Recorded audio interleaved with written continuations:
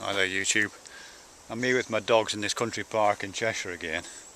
That's Phoebe there. Guy is on down the path a wee bit. He's got his muzzle on. Oops, Phoebe's taking a crap, I won't let you see that.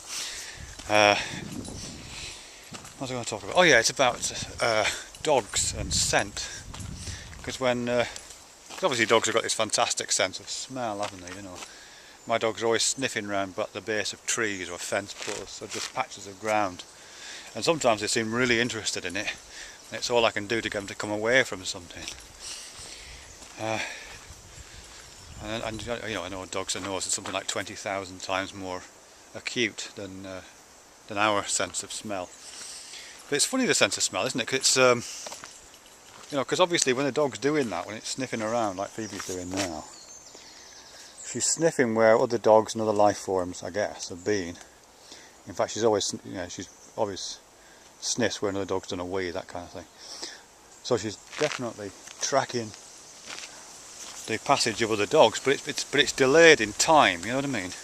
It's not like sight, because sight is our primary means of sensory engagement, I think. And we usually see the thing that we're engaging with, and it's present in the same time as us. You know. So I'm looking at this tree, and the tree has to be there in this present moment in time for me to look at it. It's just obvious, isn't it, really?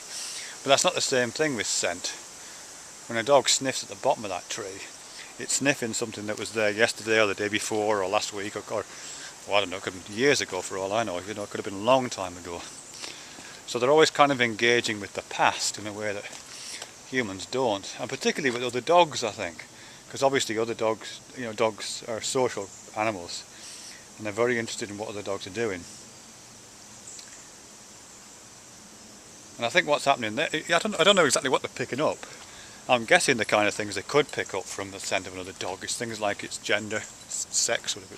Would you say gender by a dog? I don't know. It's sex anyway, whether it's a male or a female. I bet you could probably get a lot of information about its health, probably about its diet. I bet you could get information about its age, maybe. Come on, pups, this way. Maybe even its species, not species, maybe even its breed. You know, I wouldn't be at all surprised if they can pick up breed information from the scent of that a dog leaves behind. And presumably if you're getting breed information, then you're getting information about the degree of relatedness. How close a relative of yours has passed that way. This is just speculation, of course. But all that information, as I say, is all separated from you in time. The dog passed some time before, you're sniffing it now, and you're tracking something from the past. Now that, to me, is a bit like a YouTube video, which I know sounds mad. But one of the things I like about, I'm interested in with YouTube videos, is the fact that they're asynchronous. You know, even the response videos, if someone makes a response to this video, it's going to be separated from me by at least hours, because I won't be home for a couple of hours. It'll take me a couple of hours to upload this video, and I might not post it straight away. So if any response that's made to this is going to be hours later, after much thought, after I've passed away from this place. I won't be in this park. I might have passed away completely, I might be dead, but I certainly won't be in this park anymore. But this trace is left behind, you know, like a piss on the bottom of a gatepost or the piss on the bottom of a tree. That's how my video on YouTube will be kind of instantiated. You know, so you'll be able to tell from this video, even though I'm not there anymore, you'll be able to tell roughly my age, my sex or my gender. From my accent you might be able to pick up something about where I'm from, and from that you might be able to tell some degree of relatedness. From the pixels on the screen you can probably roughly tell whereabouts in the world my parents and grandparents and great-grandparents came from. So it is weird, these little traces, these little scents they're left behind. Just because as I say, YouTube is an asynchronous media, in the same way that dogs' olfactory sense is an asynchronous media. Isn't that right, Guy? Look how sad he looks. He's got his muzzle on, look.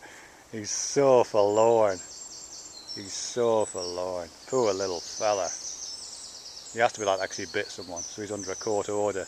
He's got an ASBO out against him. It wasn't a big bite, but if he's ever caught out in public without a muzzle on, then he can get taken away and destroyed.